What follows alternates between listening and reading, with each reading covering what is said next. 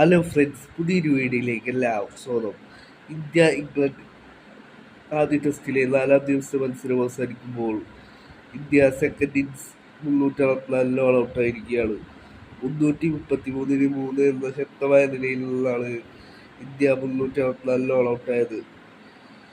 India 371 റൺസാണ് വിജയലക്ഷ്യമായിട്ട് ഇംഗ്ലണ്ടിൽ വെച്ചിട്ടുള്ളത്.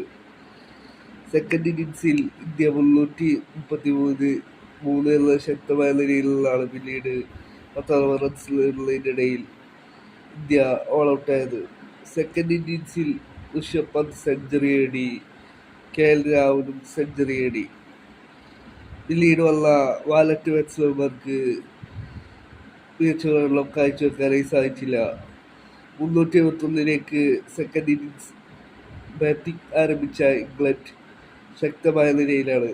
21-0 എന്ന രീതിയിലാണ് ഇപ്പോൾ 4-ാം ദിവസത്തെ മത്സരം അവസാനിക്കുമ്പോൾ ഇംഗ്ലണ്ട് ഉള്ളത്. 350 റൺസ് ഇന്നത്തെ ലാസ്റ്റ് ദിവസം ഇംഗ്ലണ്ടിൽ നേടണം. ഇന്ത്യക്ക് മത്സരം വിജയിക്കണം എന്നുണ്ടെങ്കിൽ 10 വിക്കറ്റ് നേടണം. ഏതായാലും മാച്ച് വളരെയധികം വാശിയേറി വരികയാണ്.